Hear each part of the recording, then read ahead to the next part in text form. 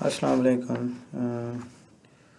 आज जो हमारी डिस्कशन है वो है यूनिवर्सिटी रिकमेंडेशन के जो मसाइल हैं। मतलब मैंने नोट किए हैं कुछ क्वेश्चन, उसको मैं वन बाय वन एक्सप्लेन करूँगा। यूनिवर्सिटी रिकमेंडेशन मैक्स स्कॉलरशिप, जब आप ईमेल करते हो सुपरवाइज़र को तो उसके बाद आने वाले जो मसाइल हैं उसके जो लिमिटेड क्वेश्चन हैं वो मैंने नोट किए हैं, और जो मुझे किसी ने पूछे थे वो मैं एक्सप्लेन करूँगा।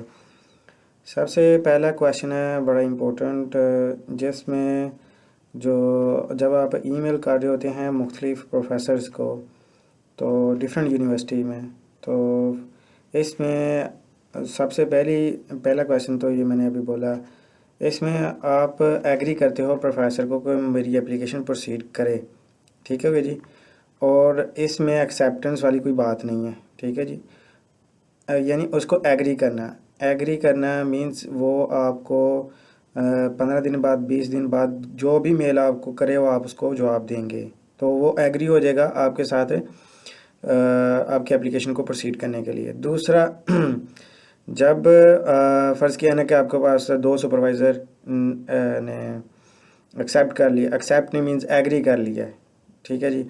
एक यूनिवर्सिटी सागा है और एक यूनिवर्सिटी टोक्यो है, तो आप दोनों के साथ प्रोसेस चलाएंगे। दोनों के साथ प्रोसेस चलाएंगे, उतनी देर तक चलाएंगे जब तक आपका यूनिवर्सिटी से जो एंट्रेंस एग्ज़ाम है वो क्लियर नहीं हो जाता। अब बहुत सारे जो स्टूडेंट्स हैं वो क्या करते हैं, एक प्रोफेसर मिल गया और बस काम छोड़ दिया और उसके उसके सिर्फ उसी को फॉलो करते हैं। अल्लाह ना करे अगर उसका जो है वो हो जाए, क्लियर ना हो एंट्रेंस एग्ज़ाम, तो फिर मसला बन जाएगा। तो इस वजह से एट अ टाइम 2-3 प्रोफेसर जितने भी यूनिवर्सिटी के उनको चलाएं, मेल नहीं आपने रोकनी, ठीक है जी। वो मैं हल इसका ये है कि जब आप यूनिवर्सिटी से क्लियर होंगे ना एंट्रेंस एग्ज़ाम मार्च में या अप्रैल में, तो आप अपनी मर्ज़ी से उनको रिजेक्ट कर सकते हैं। यानी 2 प्रोफेसर को 3 को, जो आपको उनमें से अच्छा लगता है आपने एक को एक्सेप्ट करना है। उसकी वजह भला क्या है, अगर आप रिजेक्ट नहीं करते या उनको मेल नहीं करते तो ये सारी एप्लीकेशन कहाँ जाती हैं, ये मैक्स स्कॉलर उसके बाद मैक्स ऑफिस में चली जाती हैं। मैक्स ऑफिस में आपकी एप्लीकेशन मैच कर जाती है क्योंकि आपका CNC पासपोर्ट नंबर तो सेम ही होता है।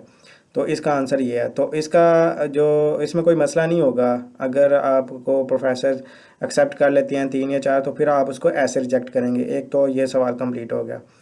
दूसरा सवाल ये है कि ईमेल जब आती है तो आप उसको अच्छी तरह नहीं पढ़ते। ईमेल पढ़ें, गूगल ट्रांसलेट यूज़ करें, अगर कुछ समझ नहीं आ रही तो फिर सेंड करें, ठीक है जी, किसी को जानने वाले को जो मैक्स स्कॉलर है, तो उसको बड़े ध्यान से पढ़ें ताकि उसका आपको सही तरह मतलब पता हो। बाज़ दफ़ा सुपरवाइज़र कुछ पूछ रहा होता है जो वो अपने मुताबिक, तो आप कुछ समझ रहे होते हैं। तो ये जो चीज़ है ना ये बड़ी इम्पोर्टेंट है कि आप इसको केयरफुली इसको पढ़ें। तीसरा क्वेश्चन ये है कि एप्लीकेशन यूनिवर्सिटी रिकमेंडेशन पे कौन प्रोसीड करता है, सुपरवाइज़र या इंटरनेशनल ऑफिस? ये बड़ा इंपॉर्टेंट क्वेश्चन है।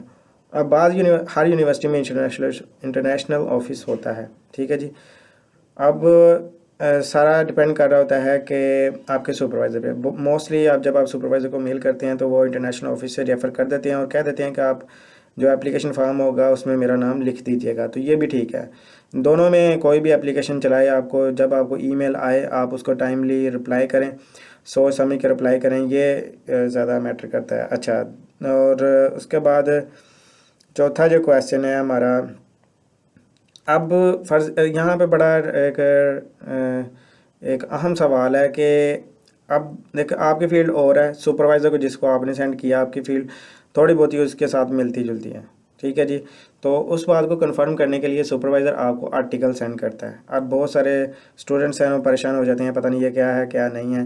बट ये चीज़ बड़ी इम्पोर्टेंट है कि जब वो आपको आर्टिकल सेंड करता है ना, तो उसका मतलब है कि वो चेक करना चाहता है कि आपको मेरे पेपर अंडरस्टैंड होते हैं कि नहीं होते। अगर मैं आपको स्कॉलरशिप के लिए बुलाता हूँ तो कोई मसला तो नहीं होगा इधर आके, मीन्स आप को कोई इशू तो नहीं होगा। तो ये चीज़ जो है ना बड़ी इंपॉर्टेंट है।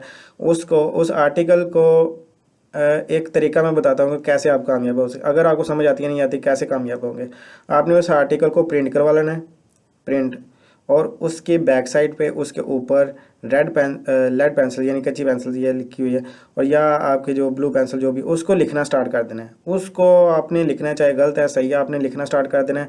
जब आपकी उसके साथ मीटिंग होगी, जब वो आर्टिकल आपको सेंड करेगा, फिर आपके साथ एक मीटिंग करेगा, आपने उस की स्कैन फॉर्म बना के PDF की आपने लिखना है, उसको भरना है सही तरह, चाहे गलत है सही है। वो स्कैन फॉर्म जब आप मीटिंग कर रहे होंगे ना, उसके साथ शेयर करनी है, तो वो खुद ही आप देख लेगा। तो ये एक प्लस पॉइंट जाता है कि आपने मेहनत की है, चले कुछ भी किया है। और पांचवा सवाल ये है कि हाँ, यही है कि आपका स्कॉलरशिप लेने के लिए सबसे इम्पोर्टेंट जो रिसर्च क्राइटेरिया वो क्या है। अब बहुत सारे स्टूडेंट्स क्या करते हैं कि जब वो प्रोफेसर्स को एग्री कर लेते हैं, मतलब आपने मेल की, उसको रिप्लाई किया, वो एग्री हो गया, उसने आपको रिसर्च प्रपोजल कहा कि भेजो, आप अपना रिसर्च प्रपोजल भेज देते हो, मतलब जो आपने बनाया होता है, ठीक है जी, आप भेज देते हो। तो वो जब उसको पढ़ता है, वो फ़र्ज़ किया ना कि उसके साथ उसका मैच नहीं कर रहा, तो फिर वो थोड़ा इशू बनता है। आपने इतना ख्याल करना है कि जब वो रिसर्च प्रपोजल मांगे, आपने उसे उसके आर्टिकल जिस रिसर्च पे हैं, आपने उस रिसर्च का प्रपोजल भेजना है। अब प्रपोजल जब आप इस तरह भेजोगे तो आप इन यकीनन कामयाब होगे। पक्की बात है कि आपको जो है ना 100% चांसेस है कि आपको वो प्रोफेसर एप्लीकेशन प्रोसीड करेगा। अब जो है वो रिसर्च प्रपोजल कैसे बनाना है, मैं इधर दिखा तो नहीं सकता कैसे बनाना है, क्योंकि बहुत सारे जो है ना लोग यूज़ करते हैं चैट जीपीटी ठीक है, पर मैं इसको, ये प्रॉपर वे नहीं है। चैट जीपीटी प्रॉपर वे नहीं है, मैं इसको पसंद करता भी और नहीं भी करता। असल में जब आप रिसर्च प्रपोजल बना रहे होते हैं ना, तो आपको कुछ चीज़ों की समझ नहीं आती, फिर आप चैट जीपीटी से हेल्प लेते हैं।